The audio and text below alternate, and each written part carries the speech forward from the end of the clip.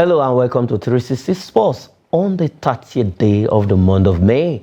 It's another beautiful Tuesday morning in the city of Abuja, and congratulations to Nigeria for having a new president, a man who we hope will come and bring the light into our sporting world. I am Emmanuel Fashemi, and we've got a lot of juicy stories for you on the program 360 Sports this morning. I have a guest in the house, but before then, the first story we have for you is the scorecard, where Buhari leads Nigeria to winning 254 medals under Buhari's administration. He led Nigeria to win 95 gold, 71 silver, 88 bronze medals, in total 274. And his first assignment as a minister was when he led Nigeria to win 127 medals at the 2019 All-African Games in Morocco. Nigeria finished second on the law with 46 gold, 33 silver, and 48 bronze. I have Mr. Peters Olawale joining me on the show this morning. Minister Sunday, Honorable Sunday Dare, actually, let me say, bar out of office in a very big and fashionable style. But looking at the whole scenario, has Dare actually done well for our sport? Okay, good morning, Mr. Emmanuel, and thanks so much for having me once again. Okay, I think Dare has performed very well on the ex-minister. He has done himself proud. He has done what he could achieve during his regime as the sports minister. We've seen a lot of record breaking. We have that of Toby Amusan, who broke the record of World Athletics, 12.12, and also the controversial 12.06 wind assisted also. Then we saw also during the Commonwealth game also, which we won 35 medals, which happens to be the first or the best ever outing we've ever had in the history of the Commonwealth Games also. Then also the Super Eagles also, we shouldn't forget that before it came on board, we didn't qualify to defend our title that we won in 2013. Yes, of course. Or by not qualifying in 2015 and 2017. But in 2019, his first appearance or his first assignment as a minister, and we won bronze medal in Egypt. So as far as I'm concerned, I think he has done a lot, but a lot is still expected. Now, he's an ex-minister. I'm very sure if he should appraise himself, it will be seeing where he thinks he needs to have improved on. And there's something we've been saying on our sports channels here. We should look at sport as business. That's an aspect that I think the new administration that was sworn in yesterday should look into critically as a means of bringing revenue into the country, providing employment to the millions of youth we have in this country. We shouldn't see sport as a recreation activities alone. We should also look at how can it benefit us economically. So I think Dare has done very, very well. Most of his, some of his strategy and adopt the pitch, adopt an athlete. It really worked also. And the way he also try and make sure that the welfareism of the athletes, their coaches, is priority also. I think it's a very, very laudable achievement. We don't know who's coming in again as the next sports minister. But whoever, I think Dare has already set the bar very high for whoever is coming in to look into that. And there's one thing that he's doing that I really like so much. He didn't concentrate more on football like we used to have. I think he spread across all other sports, as in bringing new innovations into other sports. And bringing me to what you said. Now, in the inaugural speech of President Ahmed Bola Tinubu, there was no place, because I followed it word to word. There was no place he mentioned sports. Where are we heading to? Okay, honestly, I've read a lot of comments from sports-loving Nigerians that he didn't make mention of anything about sport or whatever. But let me tell you this, for real, President Bola Ahmed Tinubu is a Manchester United fan. Okay. He loves sports, seriously. And so if he didn't mention it in his inaugural speech, it's not everything that will be done in his administration that will be mentioned during the inaugural speech. It's just like a summary, a brief, or a roadmap of what he's going to do. Definitely, I know sport will take a center stage in his policy as time they start unfolding it in weeks or months to come. So I don't think we have anything to worry about. And I'm very sure the Manchester United fans outside there, they'll be jubilating now that they have the president of the Federal Republic of Nigeria, who is the Manchester United fan. Okay, we just hope and pray that President Ahmed Bola Tinubu pay attention to sport and see how, because sports is a unifying factor, and that alone can bring a lot of revenue to the country. Engage the youth, because they say the devil's mind, an idle mind is the devil's workshop. But with sports, we can unite ourselves. We can have every other thing in place. I would just pray and hope President Ahmed Bola Tinubu brings in a minister that can surpass what Honorable Sunday Dare has done in the world of sports. And moving away from that story, also we are still staying with the national honors and appraisers. This time around, we move straight to where President Buhari has conferred fourth national honor on Victor Osimhen. The only one and only Victor Osimhen confers the fourth national honor as a member of the Order of Niger. Yeah, and I think an honor well deserved. And honestly, if you look at Osimhen's commitment and dedication to Nigerian duty, it deserves to be given the award. He deserved the honor, and it's not something that he started today. And if you look at his history, and when he played for Nigeria under 17, he broke the record also by scoring 11 goals in 7 matches in that tournament. Also, and he won the Golden Boot and also the Silver Ball, something that we've never had before. He joined the Super Eagles in the year 2017, and to date, he has scored 15 goals in 23 appearances. That shows that he's currently now on the ninth highest goal scorer for the Super Eagles, and he's just 24 years old. So that means he has age, a lot of years ahead of him. So what we are saying here is not only the entrepreneur, it's not only the governors, the senators, or other people that can win this award. Even if you are doing something spectacular to bring what would I call it, success honor to the country and what have you, you can also be recognized, and that is what he got. I think well deserved. I'll continue saying this. And I watched Nigerian Ghana match at the World Cup qualifier. Yes, it will take a lot of years to that memory. I don't really. I saw the way Osimhen was shouting and charging his teammates and even the coach. It was more like more like a captain and the coach at the same time. So you can see his zeal everywhere. When we played the first leg in Ghana, he wasn't feeling fine. Yeah, you're due to injury. But he wanted to play. So it's like he sees it as a pride to play for his fatherland, because he won't be where he is today if he is not in Nigeria. So I think other people also, they should try as much as possible to take a clue from what Osimhen is doing. I think honor well deserved. Honor well deserved. Victor Osimhen, congratulations. And right now, we are just praying he was going to win the Golden Boot in the Italian Serie A, and that is where we are going after bagging 2 goals over the weekend against Bologna, where they play a 2-2 draw. Victor Osimhen, congratulations to you. Honor well deserved. Moving away from that story, let's head straight to Europe, where another Nigerian is actually doing well. In person of Taiwo Awoniyi, they were in the same age grade there, I beg your pardon, who plays for Nottingham Forest. After helping his team, Nottingham Forest, to stay in the English Premier League, they were at the verge, at the brink of going on relegation. But because of the goals of this young man, Taiwo Awoniyi, Nottingham Forest has been able to stay in English Premier League, and the coach of that team, Steve Cooper, has actually come out to heap praises on Taiwo Awoniyi. This is a very quiet and young striker. You see this man do his business on the pitch of play, but he doesn't talk much. Yeah, and that's why they say that actions speak louder than voice. He doesn't need to go out there to be making a noise. And this is a very good player.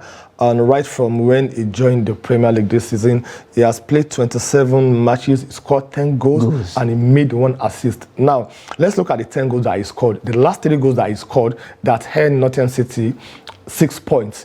If they didn't get that 6 points from the position they finished in the Premier League, probably they will not be in the league again at all. They will join Leicester City and Leeds United and Southampton or what have you. So that shows that he really helped them a lot, and a striker of his own caliber.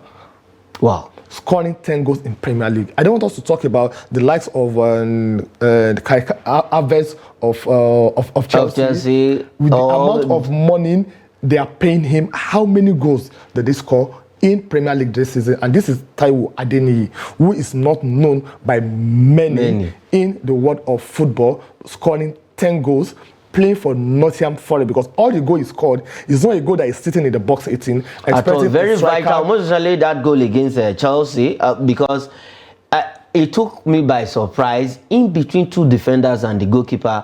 And seriously speaking, outside Chelsea, like you mentioned, the last 3 matches, he got the crucial, as in at the crucial moment, especially against the game against Arsenal, because that was the game everybody thought, okay, if they lost that game, they wouldn't have been staying in the English Premier League. And this man, let's even leave Chelsea game, because after Chelsea game, they still have they have Arsenal to play. Because if they had lost that game against Chelsea and lost against Arsenal, it would have been the worst of it all. But Arsenal game, that was the crucial game, and this man rose up to the occasion. And for Taiwo Adeniyi, 3 months out injured, came back scoring 10 good goals. Now, if you want to look at it side by side, this man has not actually had his time with the Super Eagles. No. What is really going on? Okay, and I think what we need right now is we need a coach that have a strategy to propel the Super Eagles that we have back to the world stage. Okay. Now, if you ask me that, do we have the players that have the individual skills, talent? Absolutely. You can't have someone like Taiwo Adeniyi. You can't have someone like Victor Osimhen up there as your striker, and you are complaining that when you play, you hardly score. That means something is wrong technically with the coach. That's the truth. If you're talking about the midfielder also, we have more than enough. Even in our league. In our whole league, we have it. So I think the issue, the truth is, when it comes to football selection, there's politics. Take it or leave it. Probably. This is Nigeria. This is Nigeria for you. Everything happen, because I see no reason why we cannot have the likes of Awoniyi having his day in the Super Eagles, because he's strong, he's tall, and that is what we need. We have someone like him, and we have someone like Victor Osimhen. Look at the strength of these 2 people together. And like you rightly said, if you look at the goal he scored against Chelsea. Not even Chelsea. Look at that Arsenal match. That is a goal that if you are not a strong attacker, you cannot get it. So he got it. That shows that he knows what he's doing. He has what it takes. I hope we're going to get it right by having, because as far as I'm concerned, sincerely speaking, we don't have a coach right now for the Super Eagles. What we have a secondary school teacher. Even if the secondary school teacher is better. I remember my secondary school PhD teacher. When I was there, Mr. Bankole, is far better than what we have now as a Super Eagles coach. If we get it right from the coaching aspect, I think Super Eagles should be fed by anything that wants to play us. But right now, no respect. Anybody that wants to play Super Eagles, just have a free day. They have a free day, and they will get what they are looking out for. I think we're going to get it right very soon. We're going to get it right very soon. For Taiwo Adeniyi, big one. For the coach to actually recognize his exploit, especially the goal he scored against Arsenal. He actually got them 3 back-to-back in 3 matches, scoring goals that helped Nottingham Forest to stay in the league. And let's quickly move away from that story and head straight to France, where another player, he's of an African descent, even though he's playing for the French national team, that is Kylian Mbappe, wins 2022-2023 League One Player of the Year award. Kylian Mbappe scooping this award again. Is he the only one in PSG? Okay, and I love the adverb again. because this is going to be the 4th consecutive time that Mbappe will be winning the same award. That shows that it is not competitive. The league is not competitive, as far as I'm concerned, because you can't have a player winning it year in, year out, without anybody competing. Challenging him for that. Can you have that in Premier League? No. Can you have that in La Liga? No. Can you have that in even German Bundesliga? No. You can't have it. You can only have it in the Farmers League, as we call it in France. Sincerely, Mbappe is an incredible player, a very good talent, but he needs to live where he is currently now to prove to the world that he really has what it takes to contest among the best in the world. As far as I'm concerned, I'll pick Haaland ahead of Mbappe. Why? He was in Germany before. We saw what he did. Okay. Look at him right now in England. He did the same thing. He broke the record also for the most 36 goals in his first season.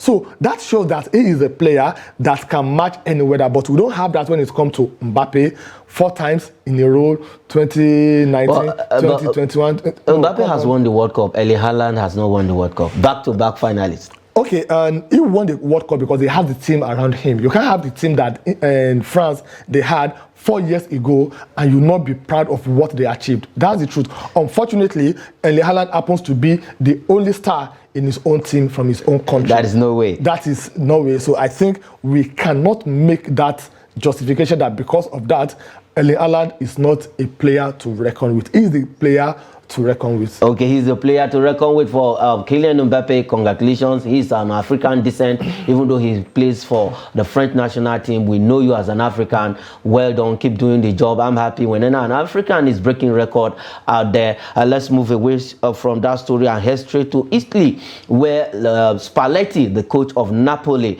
has confirmed his exit from Napoli after winning the Scudetto.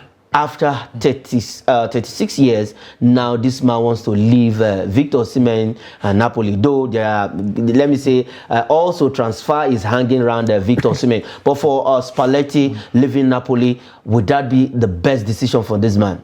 Well, I don't know the reason why he said he wants to take a break for the next 12 months, for the next 1 year. Not that he's going to another club or he got over from somewhere else.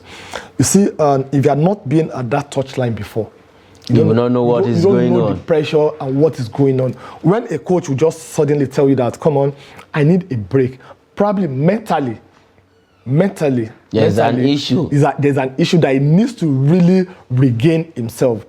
But before you go on, Mr. Peters, there was a rumor that he's not on good terms with the owner of Napoli.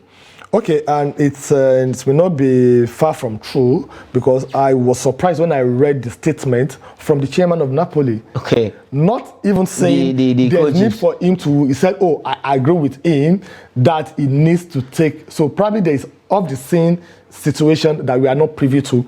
But to me, I think he has achieved something. Okay. He has won them a league that he last won in 1990. So that is an achievement on its own. That's number one. Then number two, he took them to the quarterfinal of the UEFA Champions League. That's an achievement. And when do you leave a stage? When the ovation is loud. So I think it's a good one for him. And he has only 1 year contract left with him. What will happen to him next year? And there's one thing about Italian Serie A.